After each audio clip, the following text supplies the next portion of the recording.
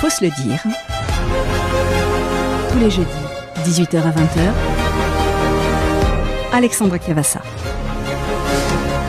Nous avons avec nous Jean-Luc Moudenc, maire de Toulouse, président de Toulouse Métropole. Bonsoir monsieur le maire. Bonsoir. Très heureux de vous recevoir. Non, faut se le dire, c'est la première fois.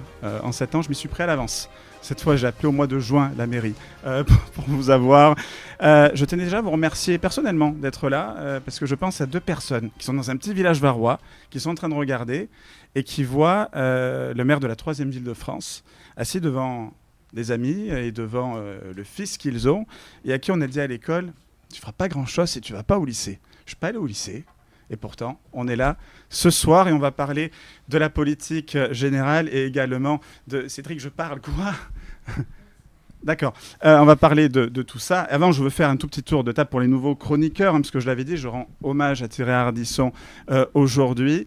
Et voilà, alors une tête dure et un physique de rugbyman avec une âme de gentil, notre Fifi qui est là ce soir. Tu vas bien ? Très bien, merci. Bonsoir. Très heureux de te revoir pour cette rentrée. Alors, nous avons également avec nous, autour de la table, Jean Coudert, que j'ai envie de saluer ce soir. Alors j'avais écrit un petit peu. Oui, ces couvertures ne sont pas les mêmes que les vôtres. En toute saison, il vous tire le portrait sans même utiliser une arme, ou peut-être aussi celle de la justesse. Boudu, Jean Coudert qui est avec nous ce soir également, et on parlera de Boudu Magazine et du nouveau qui va sortir pas très longtemps.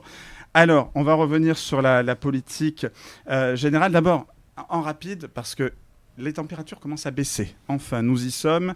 Une canicule monstrueuse. Alors, cette fois, elles ont lieu tous les mois. On a eu juin, juillet, août. Comment ça s'est passé pour vous à Toulouse avec les équipes de la mairie ? Écoutez, on a anticipé parce que depuis plusieurs années, j'ai mis en œuvre un plan qu'on appelle Toulouse plus fraîche. Ce sont des mesures ponctuelles pendant l'été, de manière à ce que la ville soit rendue plus vivable, et qui s'ajoutent à un travail qui est fait en permanence pour transformer la ville et l'adapter à la nouvelle perspective inquiétante du dérèglement climatique. Alors, des mesures spécifiques, d'abord pour les plus fragiles. Les plus fragiles, c'est les plus jeunes et les plus âgés. Ce qui fait que dans les mois concernés, dans les crèches, dans les EHPAD, dans les écoles, effectivement, on met des dispositifs de rafraîchissement spécifiques. Pour les personnes âgées, la possibilité d'aller dans les restaurants seniors solidaires et d'y rester jusqu'à 18h, alors que d'habitude, ils ferment à 15h. Et quand on n'a pas la clim chez soi et qu'on est un senior, on apprécie effectivement d'avoir un moment de fraîcheur pendant toute une après-midi. C'est également des toiles que nous avons mises en place ici ou là dans des espaces publics, de manière à protéger, de manière à diminuer la chaleur ressentie. Donc toutes ces mesures sont des mesures ponctuelles. Et puis alors après, il y a l'ouverture de certains services publics ou de certains espaces publics à des horaires atypiques. Par exemple, 45 parcs et jardins qui sont ouverts tard le soir, et même pour certains d'entre eux jusqu'à 23h. Des piscines également qui sont ouvertes avec des horaires élargis en soirée. Un tarif piscine à 1 €. D'habitude, quand on va à la piscine, on paye 3,40 €. Là, tarif de 1 € lorsqu'on est en alerte canicule. Les musées également, le Muséum d'histoire naturelle, la médiathèque, bref, des gros équipements publics qui ont une capacité de rafraîchissement sont ouverts au-delà des horaires habituels pour que les personnes puissent s'y réfugier. Tout ça, c'est les mesures ponctuelles qui s'ajoutent à la transformation permanente de la ville que nous conduisons depuis maintenant pas mal d'années. Cédric. Alors moi j'avais une question, il y a cette fameuse installation qui a fait pas mal parler, là, des trucs tout brillants, là, place du Capitole, ça marche, Alors je sais pas, moi j'ai essayé, mais je me suis toujours posé la question, je me suis dit, est-ce que psychologiquement, vu que je suis en dessous, je me dis ça marche, ou est-ce que vous avez des études chiffrées pour voir si ça marche ? Alors c'est la 3e année que nous mettons cette disposition en œuvre. La première année, je me posais les mêmes questions que vous. Et ce qu'on a fait, c'est que dès la première année, on a mis en place un système, notamment de QR code, pour recueillir l'avis des gens. Parce que j'ai l'avis des experts et des services, ça m'intéresse d'avoir l'avis des gens. Et effectivement, à l'issue de ce premier été, C'était en 2023. Nous avons eu des retours favorables. Effectivement, il y a quelques degrés en moins. Parce que la place du Capitole, en plein cagnard, pendant l'été, je peux vous dire que c'est insupportable. C'est très, très lourd. Et quand vous êtes dans cette partie-là de la place, effectivement, c'est vivable. Bon, on n'y resterait pas figé des heures et des heures, hein, mais quand on y passe, au moins, on n'a pas ce sentiment d'être presque agressé que l'on peut avoir au cœur de la place qui, elle, est exposée totalement au soleil. Et donc, effectivement, à l'issue de la première année où les retours ont été favorables, nous l'avons reconduit, ce dispositif. Et c'est un dispositif qui est un peu surprenant, je vous l'avoue, mais dans la mesure où les retours sont positifs, nous l'avons maintenu. Et nous l'avons même étendu, cette année notamment, sur la rue Alsace-Lorraine, tout au long du pourtour. Pour le climat, d'autres questions? Oui, Camille? Oui, juste, on sait que dans l'avenir, ça va de plus en plus augmenter, les chaleurs. Est-ce que vous allez mettre d'autres choses en place d'ici les prochaines années? Évidemment, parce que là, je ne parle que des mesures ponctuelles. Mais le plus important, c'est de transformer la ville et de transformer les équipements de la ville. Par exemple, dans les écoles, nous avons 1500 classes à Toulouse, entre les écoles maternelles et primaires. Nous les avons toutes équipées, s'agissant des maternelles, de brasseurs d'air. Nous finissons d'équiper les écoles élémentaires, à l'heure qui est 90% d'entre elles sont équipées. Et puis, nous aménageons à l'intérieur de chaque école, nous aménageons des espaces fraîcheurs pour que lorsque le brasseur d'air ne suffit pas parce que la chaleur est vraiment très très forte, il y ait un endroit climatisé, assez vaste, plus vaste qu'une classe, pour accueillir les élèves. Et puis c'est la végétalisation de la ville. On végétalise la ville de manière très très forte. Depuis que je suis maire, depuis 2014, on a créé 150 hectares d'espaces verts. Depuis le début de ce mandat, 2020, nous sommes engagés dans un plan 100 000 arbres. L'idée, c'est de planter 100 000 arbres entre 2020 et 2030. Et à l'heure où je vous parle, on est déjà à 75 000 arbres, alors qu'on n'est qu'à la moitié du calendrier. Et j'ai la conviction que dans les années à venir, il va falloir considérablement accélérer le rythme de végétalisation. Et puis, à la fin de l'année, entrera un nouveau règlement en vigueur, un nouveau règlement d'urbanisme, qui met en place l'albédo. L'albédo, c'est quoi?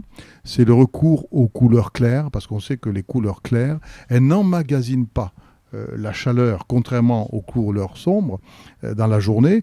Dans la journée, quand il fait chaud, la couleur sombre, elle emmagasine la chaleur et elle la restitue le soir et la nuit, là où on aimerait souffler un peu. L'albédo, c'est la couleur claire, qui est par exemple évidemment la couleur blanche, la couleur grise, la couleur de la brique, qui elle au contraire ne prend pas la chaleur dans la journée et donc évite de la restituer le soir. Donc ça, à partir de la fin de l'année, le nouveau règlement d'urbanisme entre en vigueur et il prévoit que pour les constructions nouvelles ou pour les rénovations, doit s'appliquer cette règle d'albédo. La canicule, ça rime très souvent avec la sécheresse. On l'a connu en Haute-Garonne cet été. Vous avez mis en place un plan justement par rapport à la consommation de l'eau avec une tarification spécifique pour l'été. Est-ce que vous avez eu des retours sur est-ce que ça fonctionne réellement?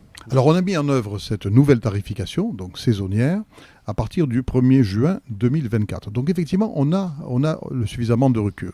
L'idée, c'est quoi? C'est de dire que pendant les 5 mois où on manque d'eau, donc grosso modo du 1er juin au 30 octobre, on augmente de 42% le tarif de l'eau pour inciter les gens à faire attention. Alors quand on dit 42%, ça paraît énorme.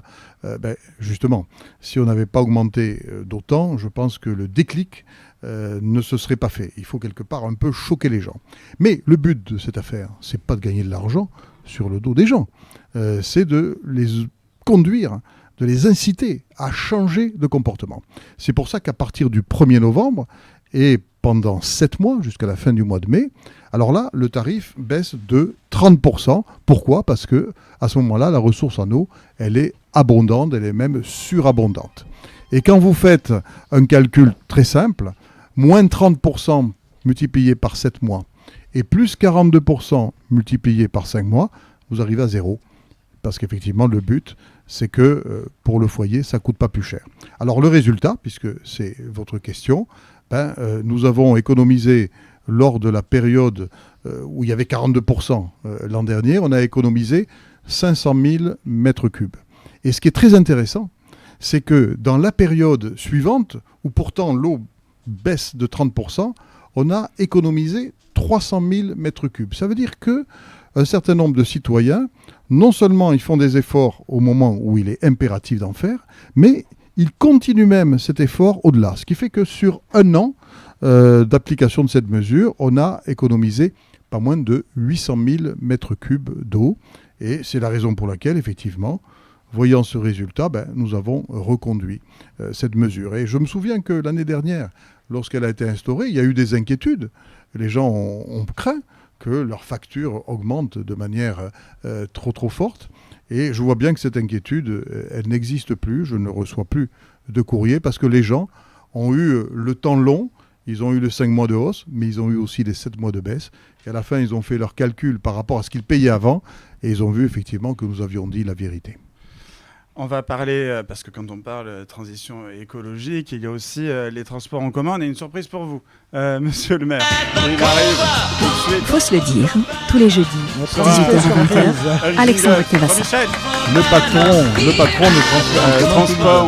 Le patron de transport en commun, Jean-Michel Latte, bien évidemment, président de Tisséo. Quand vous prenez le métro, le bus, quand tout s'effondre et qu'il arrive à tomber, il se relève quand même par vents et marées. Jean-Michel Latte, qui est là, tu vas bien ? On se connaît, on va pas se mentir, voilà, on va pas. Alors Jean-Michel Latte qui est avec nous en surprise, parce qu'on avait parlé du métro, je me suis dit pour parler du métro, il y a monsieur le maire et il y a aussi Jean-Michel Latte. J'ai respecté ce que tu m'as dit, je me suis caché le temps qu'il rentre et pour pouvoir rentrer ensuite. Il faudra lui faire parler aussi de l'Occitan parce que la radio Occitanie. Bien évidemment. Et alors, pourquoi on parlerait de l'Occitan sur Radio Occitanie? Mais quelle idée! Et alors, de là, faire chanter quelqu'un. Je me suis dit, parce qu'on s'est écrit, j'ai dit, je me cache avant, je me suis dit, il y a quand même le président de Tisséo qui va se cacher.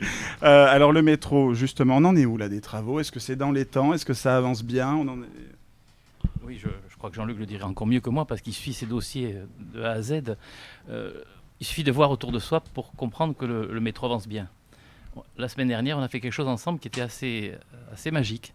C'est qu'on est allé à la soudure du premier rail du métro et c'était vraiment très, très, très spectaculaire. Il y avait des étincelles partout. On a eu quelques temps auparavant d'autres étapes comme ça, significatives. On arrive dans la phase où on va commencer à construire les stations, ce qu'on appelle le second œuvre. Et donc, plus le temps passe, plus les choses se voient. On est toujours sur notre objectif de fin 2028 et les choses avancent bien. En plus, il y a un truc qui est marrant, parce que on t'a fait venir, moi aussi j'ai tutoyé, vu qu'on se connaît. Voilà, on a nos maisons de famille à côté, on va pas se mentir, en plus c'est vrai. Il y a un truc qui est assez marrant, c'est que vous vous connaissez tous les deux avec Jean-Luc Modingue depuis un moment, et puis quand on prend vos parcours, alors Jean-Luc Modingue, vous avez commencé du temps de Dominique Baudis, vous avez été patron de la SEMVAT à l'époque, puis du temps de Philippe Douste-Blazy, vous êtes passé 3e adjoint en charge des transports au sein de la SMTC qui est devenue par la suite Tisséo avant de devenir maire. Et c'est vous qui avez inauguré la ligne B du métro et la ligne T1. Jean-Michel Latte, t'es 3e adjoint, c'est toi qui t'occupes de ta ligne C. Tu serais pas en train d'essayer de voir s'il n'y a pas moyen de piquer le poste à ton copain, vu qu'il a failli se faire appeler comme ministre? Tu oublies des morceaux d'histoire, c'est qu'on a fait de la fac ensemble, Oui, voilà. et on a fait le service militaire ensemble aussi. Donc tu vois, il y a d'autres morceaux qui oui, fac, vous avez été candidat pour un syndicat de droite, et dans le syndicat de gauche en face de vous, c'était Nicolas Morvillier, le représentant, que j'embrasse s'il nous écoute. Et oui, on sait tout chez Radio Occitanie. Évidemment, donc le métro, tout se passe bien. Voilà, c'est vrai que je vais souvent à la Beige, c'est assez impressionnant. Et puis c'est très joli, vous avez mis de la dentelle. Au niveau des... Excuse-moi, la Beige, c'est arrivé un peu plus tôt. Hein. Là, tu peux... Fin 2025. Oui. Fin 2025, c'est ça. Le prolongement. Le prolongement de la ligne B est en cours. Parce qu'en fait, il y a 2 chantiers du métro. On part toujours à la ligne C. Tu parlais de la ligne C. Et... Il y a aussi l'aéroport. Oui, mais je l'inclus dans la ligne C, puisqu'il part de la ligne C. Mais effectivement, le prolongement de la ligne B, que j'avais inauguré en 2007, sera effectif fin 2027, donc 1 an avant la mise en service de la ligne C. Mais le plus important pour moi, c'est que le chantier avance selon le calendrier prévu et dans l'enveloppe financière prévue. Vous savez qu'aujourd'hui, il y a des contraintes financières très lourdes qui pèsent sur les collectivités locales, essentiellement du fait de la situation dramatique des finances de l'État. Et donc, c'est important pour nous que tous nos projets restent dans l'enveloppe financière qu'on a prévue, qu'il n'y ait pas de dérive. Sur un projet aussi important, s'il y avait une dérive, ça serait très grave. Donc, elle n'y est pas, et je suis heureux de le dire devant Jean-Michel, parce que c'est lui le grand capitaine de cette affaire, et que dans quelques mois, en décembre, nous arriverons à mi-chemin du calendrier de chantier, parce que c'est un chantier que nous avons ouvert ensemble le 15 décembre 2022. On doit aboutir en décembre 2028, donc c'est un chantier de 6 années. Nous serons à 3 ans d'ici 3 mois. Et donc moi je dis bravo à toutes les équipes, c'est un chantier titanesque. Lorsqu'on a présenté ce projet, lorsque je l'ai défendu, il y a eu beaucoup de scepticisme. Nos opposants ont été très très durs dans la critique, et quand aujourd'hui ils peuvent trouver ici ou là un motif de critiquer, ils ne s'en privent pas.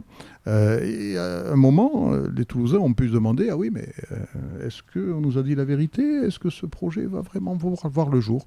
Et là, je suis heureux de voir que les Toulousains ne se posent plus cette question, et qu'ils ont vu que nous avions été honnêtes avec eux, et que c'était un projet faisable, et que nous allions faire, et nous le faisons. Philippe? Alors juste une question, vous l'avez dit, vous restez dans l'enveloppe prévue. Juste une question, on peut se poser des questions, on se pose la question, certains, comment avez-vous pu justement rester dans l'enveloppe avec l'augmentation de tout ce qui est et matériaux et énergie, compte tenu des quelques années qui viennent de s'écouler. Et on est bien d'accord, c'est pas de votre fait, mais de fait, on pensait tous que ça allait faire exploser les dites factures dont vous parliez précédemment, dans lesquelles vous arrivez à rester. Ce qui est vrai, c'est qu'avant de lancer le chantier, lorsqu'on a fait les appels d'offres, effectivement, ça a été le retour de l'inflation, la crise énergétique, comme vous le dites fort bien. Et donc, effectivement, c'est à ce moment-là qu'on a réévalué les enveloppes financières. Voilà. Et on a d'ailleurs un peu reculé le départ du chantier, parce que nous voulions être sûrs de faire et de financer. Pas question de lancer un chantier comme celui-là, et puis de s'arrêter à un moment parce qu'il y a un problème pour le financer. Donc effectivement, on a préféré être sérieux, dire la vérité et prendre un petit peu de temps avant de démarrer, pour être sûr que quand on démarrerait, nous ne nous arrêterions pas et que nous financerions tout. C'est ce qui est en train de se passer. Donc, c'est le choc inflationniste, nous l'avons encaissé, si je peux m'exprimer ainsi, avant le démarrage du chantier, il y a près de 3 ans. C'est Eric. Alors, moi, j'ai 2 questions. Moi, je me souviens, la ligne B, quand je suis arrivé à Toulouse, il y a 30 ans, cette année, en 95, on nous l'avait annoncé très vite et ça a pris du retard. Est-ce que ça va être le cas sur la ligne C? Autre question. Apparemment, il y a je viens de vous répondre. Il y a eu quelques petits problèmes. Apparemment, suite... voilà, on a vu des immeubles niveau Toulouse qui apparemment, suite aux travaux du métro, voilà, il y a quelques trucs qui sont tombés. C'est quoi, Toulouse est vétuste, Toulouse devient Marseille, il y a eu des erreurs de calcul. Non. Marseille, ils ont Toulouse ne devient pas Marseille, et heureusement, parce que nous savons les tragédies qui se sont passées à Marseille, les morts, les blessés. Il n'y a pas eu un mort à Toulouse, ni dans les 2 effondrements d'immeubles du centre-ville qui n'avait rien à voir avec le chantier du métro, et il n'y a eu aucun blessé non plus, et pour le métro, il y a un problème à bonne foi. Tout simplement, pour une raison très simple, c'est qu'il y a ce qu'on appelle des lentilles de sable. Alors, qu'est-ce que c'est qu'une lentille de sable? La lentille, c'est quelque chose que... Faut trier, parce qu'il y a des quelque chose qui a quelque chose à voir avec la vue. La lentille de sable, c'est effectivement dans le tréfonds, dans le sol, à un moment, au lieu d'avoir de l'argile ou autre chose, vous avez une sorte de paquet de sable. Et donc forcément, quand un tunnelier passe dans les parages, vous avez un risque que ce paquet de sable descende à un moment et qu'il puisse fragiliser des immeubles. Alors, qu'est-ce qui s'est passé exactement? Il y a eu 2 faits, et pas 3. 2 faits à bonne foi. Il y a eu effectivement ce phénomène de sable qui s'est passé et qui a, à un moment, créé un trou dans le salon d'une dame. Donc il y a eu un effondrement très limité, mais effectivement qui a beaucoup choqué. Et cette dame, d'ailleurs, nous l'accompagnons de manière très précautionneuse et de manière très personnalisée, comme il se doit. Et puis après, il y a eu un autre problème, à peu d'intervalle, c'est toujours dans le même quartier, cette fois-ci dans un jardin, un trou qui est apparu, alors pas un énorme trou, hein, mais un trou, là aussi provoqué par le même phénomène. Voilà les deux seules choses qui se sont passées à Bonnefoy. Mais ça a suffi à créer une certaine psychose. Parfois, il y a eu des alertes, et les alertes ont été prises pour des catastrophes ou des effondrements. Et puis, parfois, les techniciens ou les entreprises ont identifié des endroits où il y avait ces fameuses lentilles, et là, ils sont intervenus avant qu'il y ait un problème. Et quand ils sont intervenus, forcément, il y a des engins qui débarquent, on injecte du béton, on évacue les gens par précaution, et là, parfois, le ressenti, ça a été de dire, il y a un effondrement de plus, puisqu'il y a une intervention.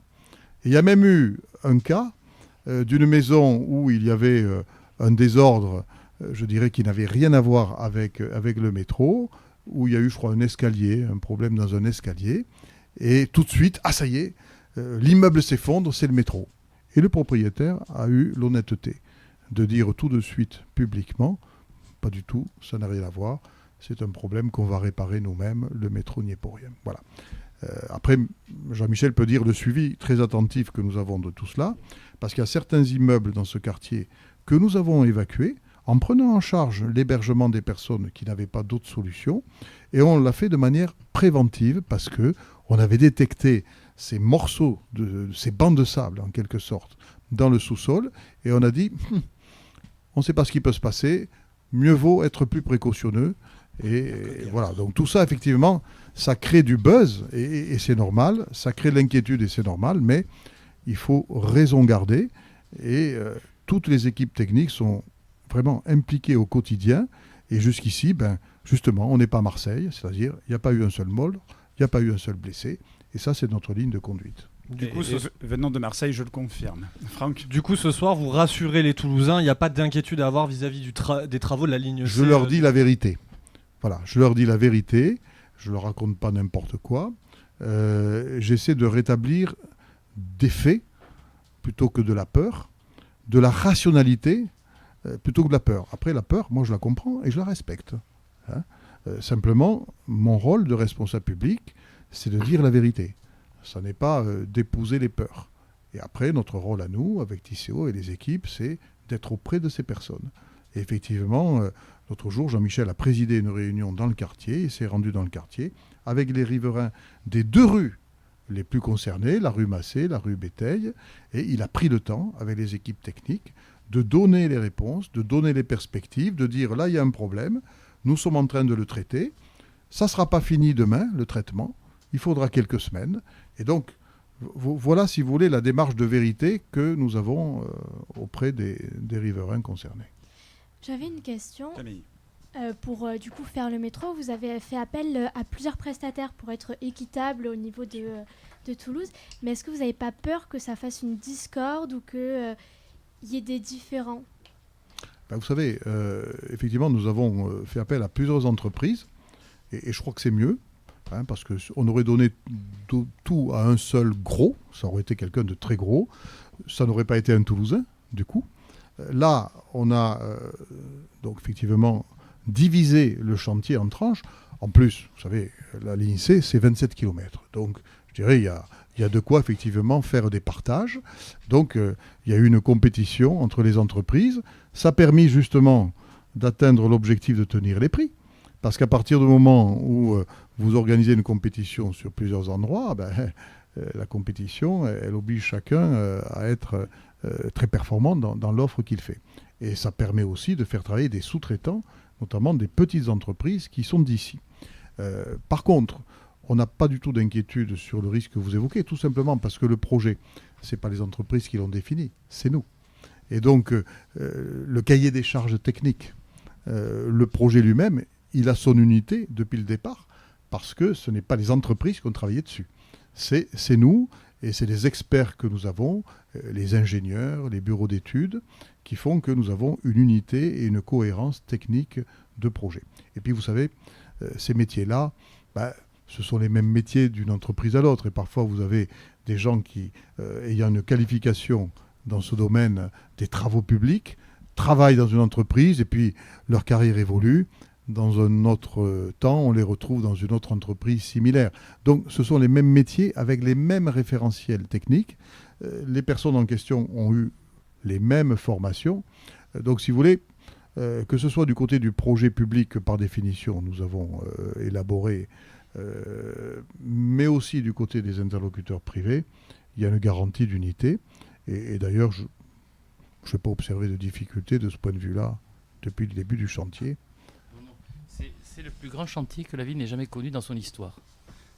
On m'a dit parfois le canal Midi, c'était un petit morceau à Toulouse, mais Toulouse n'a jamais connu un chantier comme ça dans son histoire. Donc il était impossible d'imaginer qu'une seule entreprise multinationale allait prendre en charge ce dispositif. On a essentiellement 3 zones avec des grands entrepreneurs connus, mais avec énormément de Toulousains, d'Occitans qui ont participé à ce système, comme le disait Jean-Luc, grâce au partage des dispositifs. Même s'il y a une ligne directrice que vous avez vous-même mise, chaque entreprise a quand même sa façon de travailler. Donc... L'entreprise gagne sur un cahier des charges, donc elle s'engage à respecter le cahier des charges. Si elle ne respecte pas le cahier des charges, elle se met en danger elle-même. Elle risque d'avoir des pénalités, elle risque d'avoir beaucoup de difficultés. Donc, ce sont des entreprises qui ont déjà fait beaucoup de choses. Hein. Le viaduc de Millau a été fait par une des entreprises qui est en concours avec nous. Donc, il n'y a pas de difficulté, aucune difficulté sur ce terrain-là. Déjà dans le Grand Défi, il y avait déplacé le monument. C'est ce que j'allais dire, vous êtes allé jusqu'à déplacer des bâtiments, c'était assez impressionnant. Hein.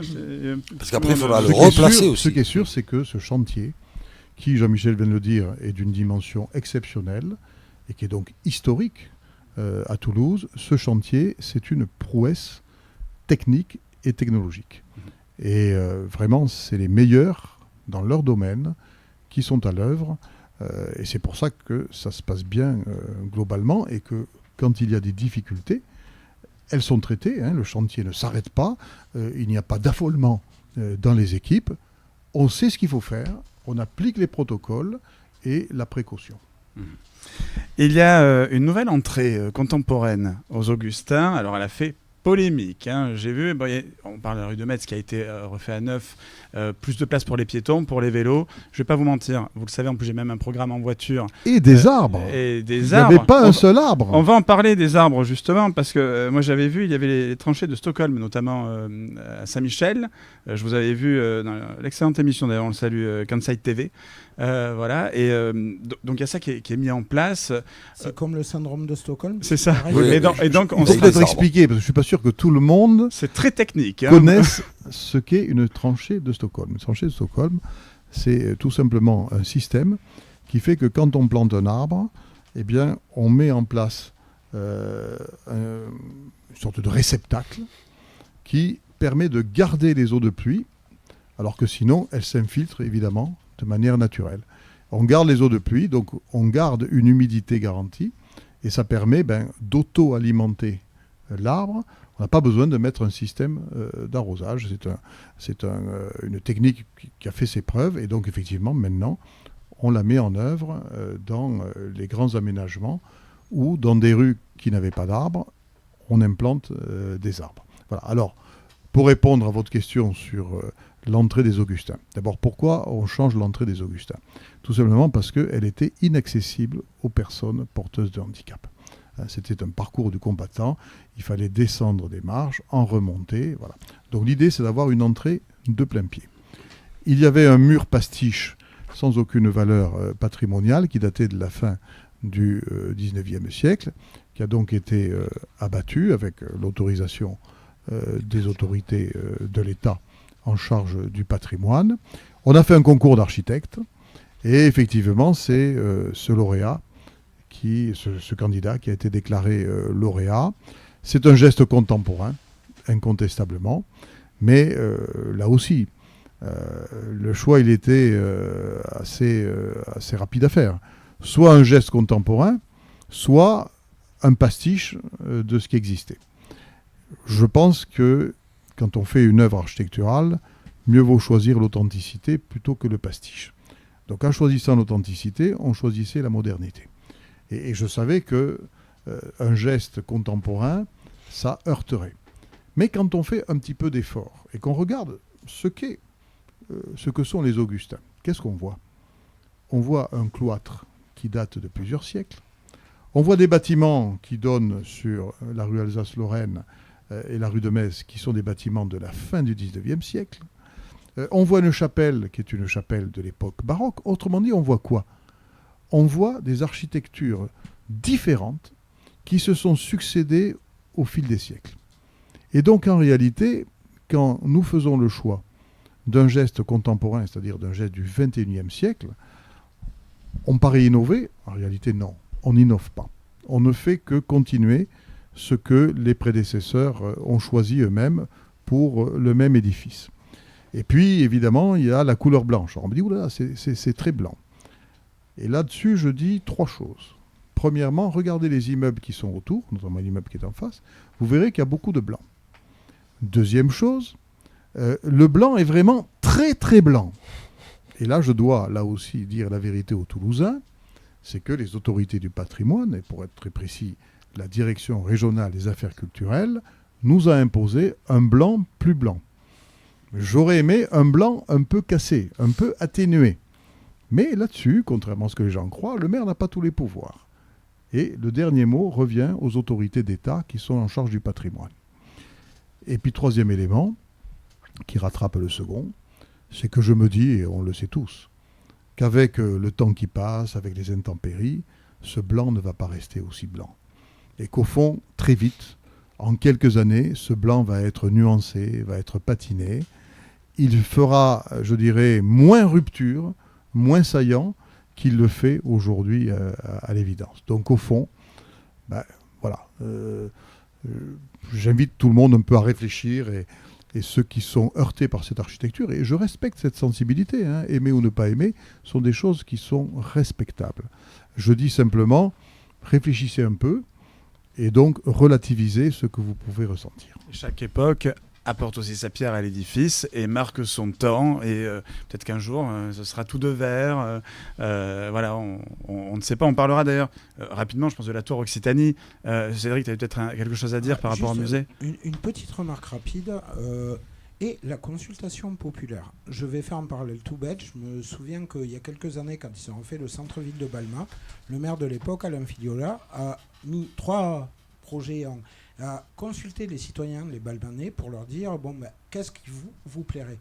Est-ce que ça serait pas une bonne idée aussi à le faire à Toulouse? Nous avons pour la rue de Metz et pour l'entrée des Augustins, nous avons à l'époque, sous l'impulsion de notre collègue Julien Escudier qui était maire de quartier, nous avons effectivement organisé une concertation avec les habitants du quartier, de la rue, les commerçants qui ont donné leur avis. Le problème, c'est que sur ce type de sujet, vous n'avez pas l'unanimité. Vous n'avez jamais l'unanimité. Et le rôle des élus que nous sommes, c'est effectivement, parce que je crois que c'est comme ça qu'il faut faire, c'est de ne pas décider entre 4 murs dans nos bureaux du Capitole. C'est certes d'ouvrir le débat et de concerter, mais aussi c'est de prendre nos responsabilités. Parce que si on a été élu, c'est pour prendre des décisions. Hein. Et la première caractéristique d'un élu, c'est de décider. Un mauvais élu, c'est un élu qui ne décide pas. Et donc, lorsque vous êtes dans une concertation et que vous voyez des points de vue dissonants, le rôle de l'élu, la plus-value de l'élu, qu'un fonctionnaire municipal n'est pas apte à donner, c'est justement de faire un arbitrage et de décider. Moi, dans ma vie d'élu, j'ai eu à décider plein de choses dans des domaines très différents, où on venait me voir en disant « Monsieur le maire, on ne sait plus quoi faire, parce que on a cette solution, on a telle autre, et évidemment, chaque solution a des avantages et des inconvénients, hein, c'est jamais tout blanc ou tout noir. Et à la fin, on prend ses responsabilités. Nous avons été élus pour prendre nos responsabilités, pas pour nous cacher derrière le petit doigt. Donc, donner la parole aux gens, c'est indispensable, mais à un moment, on n'est pas là pour dire, voilà, nous sommes élus, on distribue les feuilles blanches, et puis après, je me contente de faire ce qu'il y a écrit. On ne peut jamais avancer comme ça, effectivement. T'imagines déjà dans cette salle, je pense qu'on n'est pas tous d'accord, imagine une ville entière, après il faut choisir le plus, le moins. Bon, On peut pas plaire à tout le monde. Voilà, on peut pas plaire à tout le monde. C'est vrai que c'est très compliqué et je crois pas que ce soit à l'heure actuelle. Même, je comprends la question. Je fais que suivre la suite sur une base de projet. Je sais. Aux gens 3 projets, voilà, choisissez quoi. Effectivement, Philippe. Juste parce que c'est un milieu qui m'intéresse. Le conseil de développement local de Toulouse Métropole a-t-il été de près ou de loin et associé à cela éventuellement sur une saisine qu'ils auraient pu avoir ou pas du tout? J'ai pas compris. Le conseil de développement local, le CODEV. CODEV. Le CODEV. Ouais, le CODEV. Ah bah oui, d'accord. Je disais conseil de développement pour que... Non, le CODEV, effectivement, c'est une instance... On n'avait pas compris non. C'est pas grave. Non, c'est une instance qui est consultative et de personnes de la société civile, c'est pas des élus, qui donnent leur avis sur les actions de la collectivité métropolitaine. Et j'ai souhaité, depuis que je suis président de la métropole, développer le rôle du CODEV. Autrefois, le CODEV donnait son avis, nous l'enregistrions, point final. Moi, j'ai exigé que dans la procédure, la collectivité ait l'obligation de répondre au CODEV, en disant, vous proposez ceci, on va faire ceci, ça on le prend pas, pour telle et telle raison. Autrement dit, qu'il n'y ait pas simplement un avis, mais qu'il y ait un dialogue. Et j'ai demandé également aux élus qui président des commissions thématiques au sein de Toulouse Métropole de faire venir régulièrement le CODEV pour que lorsque nous abordons, nous les élus, dans les commissions, un sujet qui a été travaillé par le CODEV, sans demander un avis formel du CODEV, que l'on puisse avoir le point de vue du CODEV. Et chaque année, nous recevons la présidente du CODEV, Madame Jaillet, qui rencontre le conseil de métropole, qui expose elle-même le compte-rendu d'activité du conseil et qui répond aux questions des élus des différents groupes. Donc je suis content que l'avis du CODEV soit pris en compte de manière plus significative plutôt que d'être uniquement enregistré et classé dans un tiroir. Mais merci beaucoup parce que la participation citoyenne aujourd'hui a du plomb dans l'aile depuis une loi votée cet été. Et d'entendre le maire de la 3e ville de France le prendre en compte, merci beaucoup pour eux. Nous avons développé la participation citoyenne comme jamais lors de ce mandat. Nous avons créé par exemple un site participatif qui s'appelle Je participe Toulouse et sur un tas de projets, on donne des projets à discuter. Et évidemment, on recueille les avis. Sur certains projets même, on déclenche des votes. Par exemple, nous avons eu toute une démarche de transformation écologique de la ville qui s'appelait le projet pour mon quartier. Bon, les projets de quartier, et les Toulousains ont donné beaucoup d'idées. Nos services ont travaillé ces idées pour voir ce qui était faisable, ce qui n'était pas faisable. Et après, on a mis au vote les idées qui étaient faisables. Et c'est le vote qui a déterminé les idées retenues. Le conseil municipal n'a fait qu'ensuite entériner. Donc ça, c'est une procédure totalement nouvelle.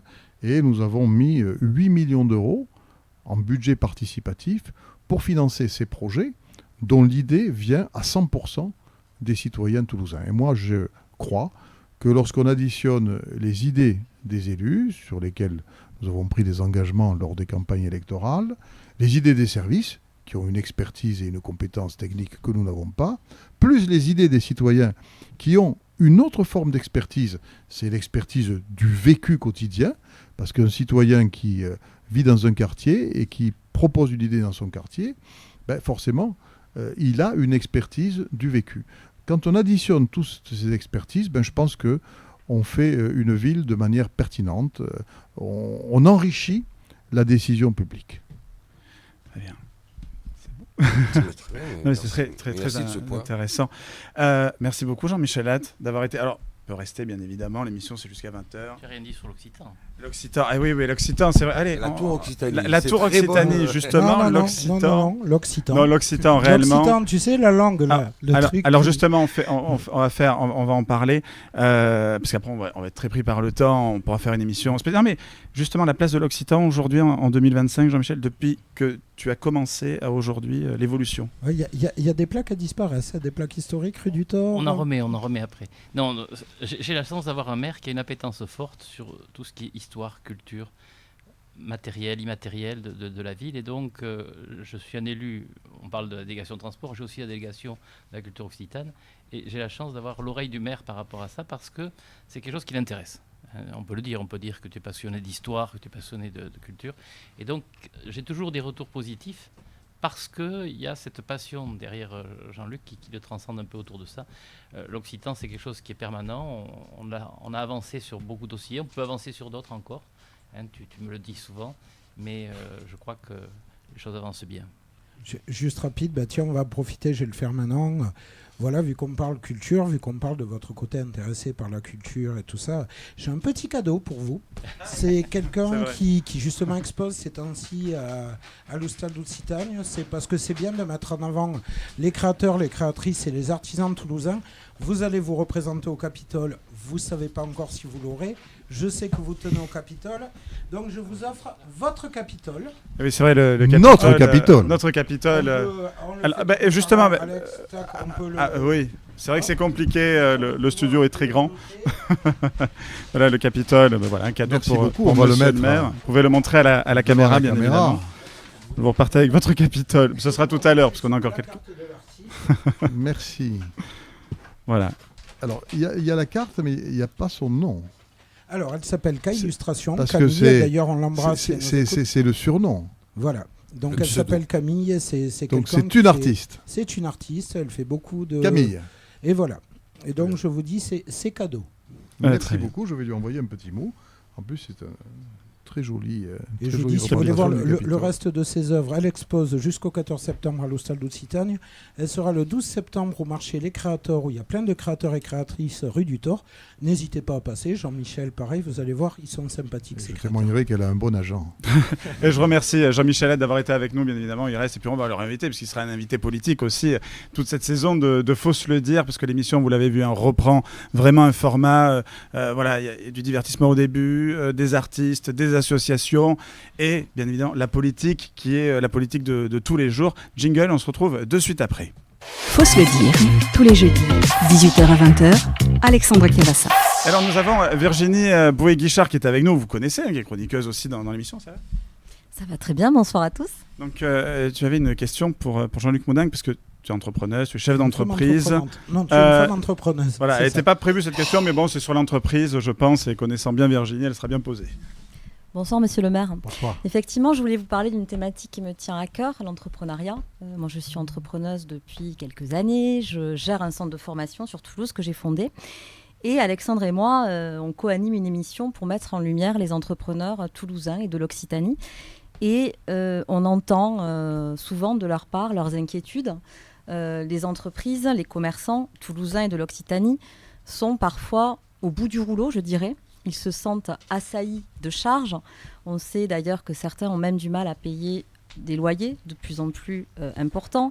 On sait qu'il y a des locaux commerciaux qui sont vacants, on les voit. Ils ressentent une certaine forme d'injustice sociale. Ils ont des problématiques avec des taxes de plus en plus importantes, des problèmes de recrutement.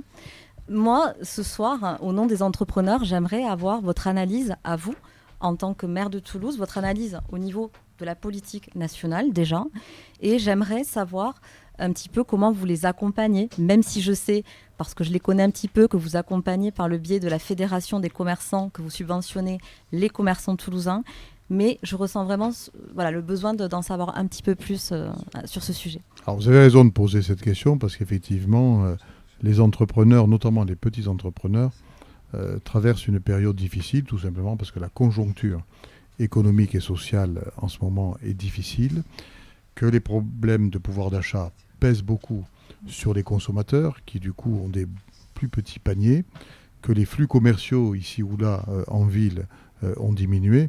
Tout à l'heure, avec le président de la Chambre de commerce, nous avons ouvert la grande braderie de Toulouse, la 13e édition. C'est quelque chose que nous faisons justement pour soutenir le petit commerce, et on le fait avec la Chambre de commerce. Et on voyait avec satisfaction que les choses démarrent bien. J'espère que les 2 jours qui viendront seront un succès.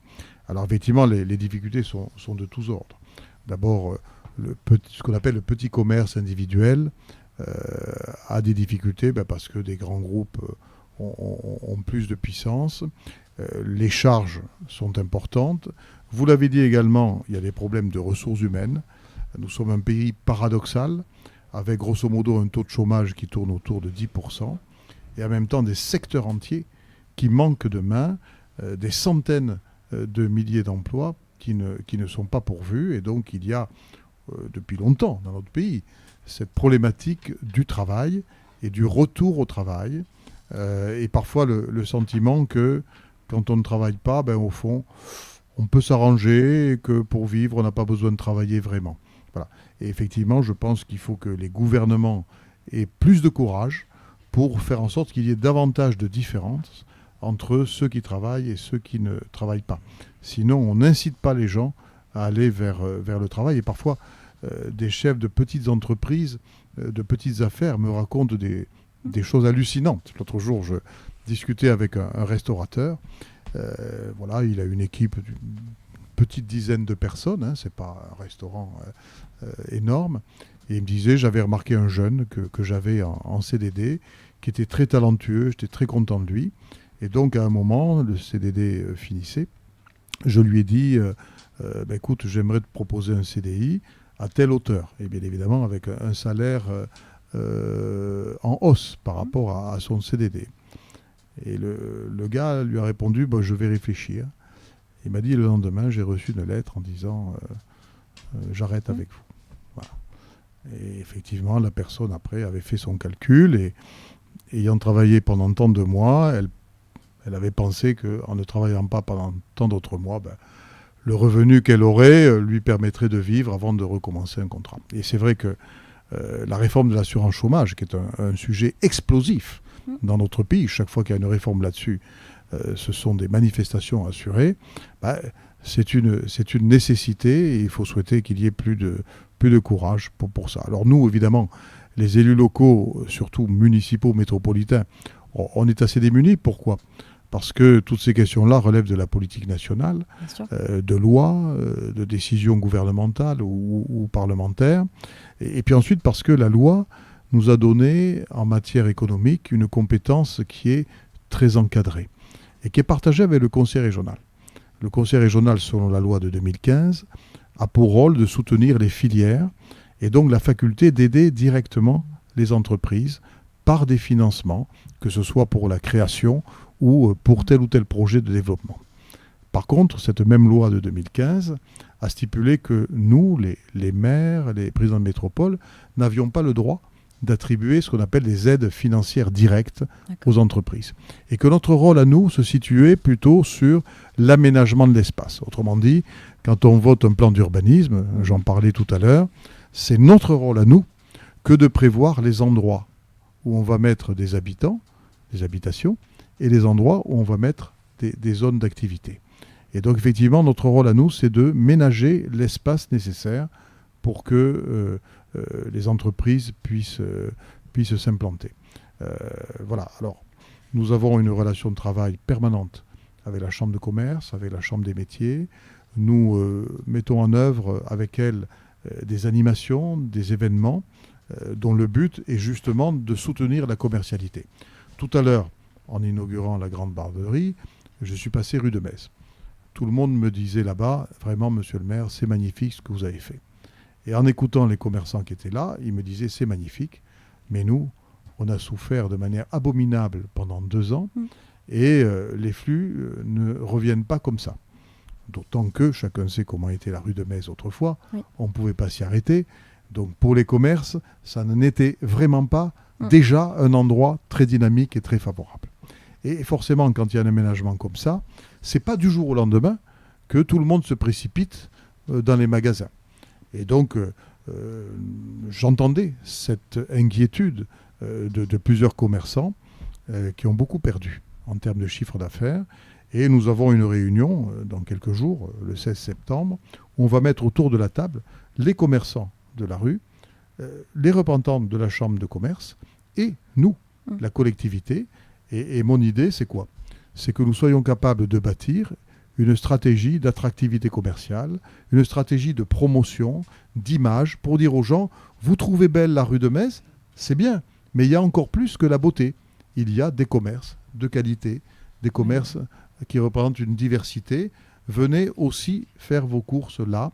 Il y a un nouvel axe commercial de qualité à Toulouse. Et quand je dis la rue de Metz, je pourrais parler des rues qu'on a rénovées à côté, la rue Courbaragnon et un certain nombre de rues.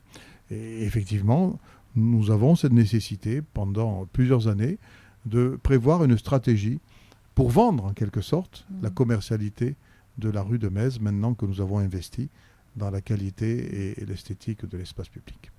Je peux poser une autre question? Si vous aviez une baguette magique, monsieur le maire, si vous étiez appelé au national, comment vous remettriez la France au travail? C'est l'entrepreneur. D'abord en disant la vérité aux Français. Il y avait 4 heures. Non, voilà, je ne veux pas faire un sujet de bac. En disant la vérité aux Français, et parfois, je pense que beaucoup d'hommes politiques de droite, de gauche, du centre, pendant trop longtemps, n'ont pas dit la vérité.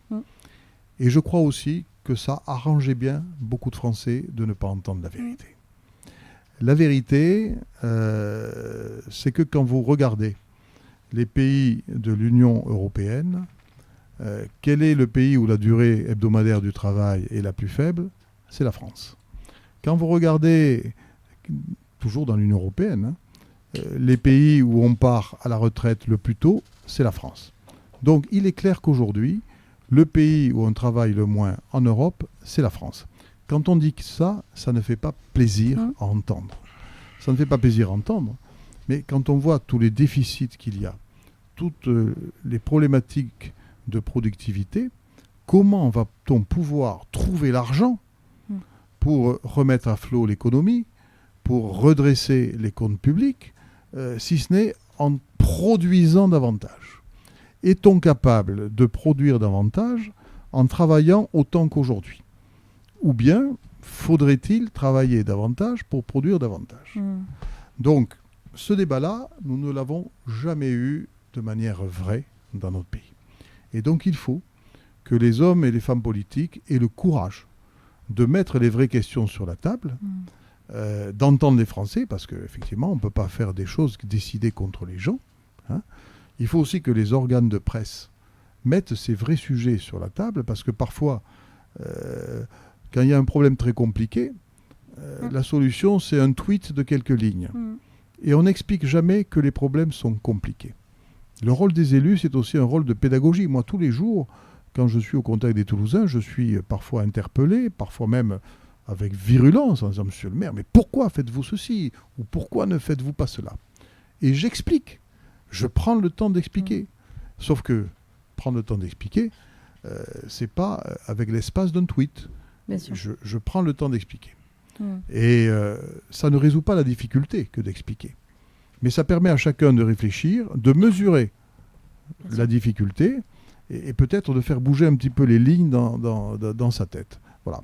Le mérite de Michel Barnier, il y a maintenant 1 an, ça a été de révéler l'ampleur du déficit que la France avait accumulé pendant 50 ans, où tous les gouvernements de toute tendance, pendant un demi-siècle, ont systématiquement voté des budgets en déficit, sans que les Français le sachent trop.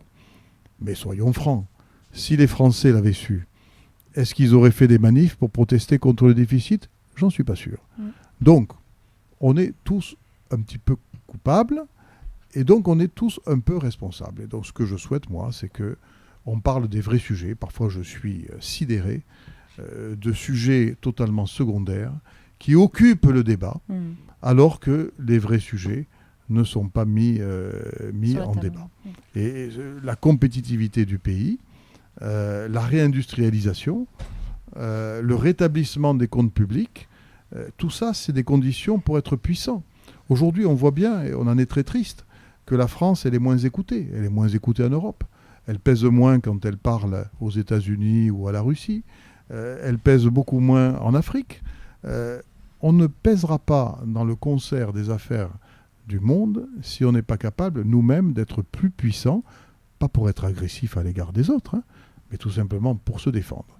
Et ça passe par un certain nombre de redressements économique et social, et puis redressement des comptes publics. Voilà. Alors tout ce que je veux dire là, c'est pas très poétique, ça ne fait pas vibrer. C'est un langage de vérité, mais qui, je crois, a le mérite de faire appel à la responsabilité et à l'esprit citoyen. Parce qu'au-delà du commerce, je rappelle que hier, les dirigeants tunisiens ont insulté la police française. Vous savez, il y a eu insulter la France. Insulter la France. Voilà, moi je pense à Tebboune aussi en Algérie, qui retient un journaliste et un auteur français. Et quand on voit qu'Emmanuel Macron fait les gros bras avec la Russie, qui a l'arme nucléaire, et qui joue avec la Chine et la Corée du Nord, et qu'on n'est pas capable de répondre à l'Afrique du Nord, qui visiblement a un problème, les dirigeants, pas le peuple, avec nous, je crois qu'il faudra mettre ça sur la table. Et s'il n'a pas ce courage-là, j'ai peur que le gouvernement et les gouvernements n'auront pas le courage du reste. C'est ce qui m'inquiète un petit peu. Rapide, parce qu'après... Très rapidement. Pour rebondir sur ce que dit M. Moulenc, à juste titre, il faut dire la vérité. Puisqu'on parlait de Bayrou tout à l'heure, en 2007, il n'avait pas fait rêver du tout. C'était le premier à dire non, je suis désolé, on ne fera pas un plan de relance mirifique parce qu'on n'a pas l'argent. À l'époque, M. Sarkozy avait tombé un budget, avait promis un budget de relance terrible, et Ségolène Royal avait emboîté le pas. Oui. Et lui avait dit non, on n'a pas l'argent, c'est pas la peine même si on se rappelle plus de sa baffe au gamin qui lui faisait les poches, il avait dit ça, résultat des courses, il est arrivé troisième. Gamin qui est en prison aujourd'hui. Peut-être, mais ce que je voulais dire... 2 millions de chômeurs, 2 millions d'offres à Pôle emploi, le calcul il est vite fait. Au bout d'un moment, il faut regarder les chiffres. 10 millions de chômeurs, 2,8 millions d'offres à Pôle emploi. Moi, je n'ai pas fait mathématiques, mais j'ai l'impression qu'il manque des postes. Si Pôle emploi faisait son travail correctement, peut-être qu'on n'en serait pas là non plus. Moi, j'aimerais que Jean Coudert... oui, il n'y a plus le temps, on est malheureusement... La radio, c'est le métier de la frustration, il faut le reconnaître, c'est toujours assez compliqué. Moi, je voulais avoir Jean Coudert, parce qu'on parle de Toulouse, nous avons Jean-Luc Moudenc, maire de Toulouse, il y a Boudu Magazine qui sort, alors en kiosque, là, je n'ai plus la date, Jean.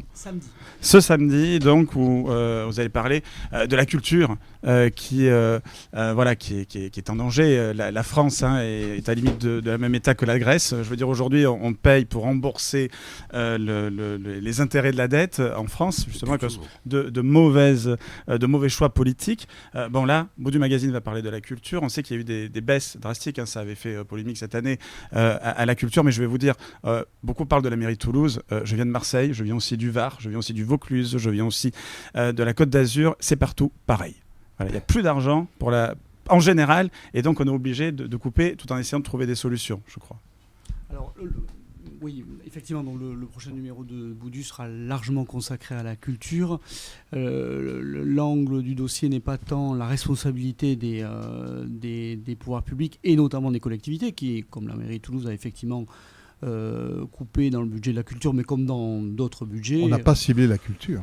C'est ce que je suis en train de dire. C'est très important. Oui, voilà, c'est ça qui est important de le dire, parce qu'on a vu beaucoup de les économies dans la culture ont été plus médiatisées que d'autres, ce qui fait que certains croient qu'on a tapé dans la culture. Non, en réalité, tout le monde a fait des efforts, mais quand on me dit la culture, monsieur le maire, n'oubliez pas, et je dis aux gens, mais c'est-à-dire, mettez plus. Je dis d'accord, vous savez combien on met? Personne n'est capable de me le dire. Je dis on met 150 millions par an. 150 millions par an. C'est le deuxième budget derrière l'éducation. Je dis, moi, le premier budget, c'est l'éducation, le deuxième, c'est la culture. Ça vous donne une idée des valeurs qui sont les nôtres, qui sont des valeurs de cohésion populaire, de cohésion sociale. Voilà, donc moi, je souhaite mettre plus dans la culture, mais je ne peux pas promettre de mettre plus que ce que je peux. Et je veux préciser que Toulouse, à moins que je me trompe, est ville de la musique, je crois, classée par l'UNESCO. C'est important de le préciser. On est très pris par le temps, donc ce samedi, Boudu en kiosque, on va en reparler, bien évidemment. Nous, on va y aller à fond. Et d'ailleurs, si tu veux revenir à chaque fois, ce sera avec un immense plaisir d'avoir Jean Coudert. Merci Jean-Luc Moudenc d'avoir été avec nous dans ce Faut se le dire, la première de la saison. On peut mettre la musique en fond. De toute façon, vous reviendrez nous voir. Justement, parce qu'arrivera les municipales, je peux vous poser la question sur les municipales, la violence qu'il va y avoir partout, là aussi, dans toutes les villes. Ça va ressembler à ce que vous connaissez en national, en international, ça va être pareil en local. Ah ben oui, donc, il y en a qui sont les toutous nationaux. Exactement, donc on sera là dans Faut se le dire et sur Radio Occitanie pour en parler. Je remercie tout le monde autour de la table pour cette première de la saison. La saison dernière a failli être la dernière de la saison car beaucoup ont voulu faire en sorte à ce que ça s'arrête. Je crois que c'est loupé, les mecs, je suis désolé. On se retrouve très vite, on est encore là. Et on est là pour longtemps. Merci beaucoup, monsieur le maire. Merci à toute l'équipe de Faut se le dire. Merci Diego et on se retrouve très vite pour un nouveau numéro de Faut se le dire.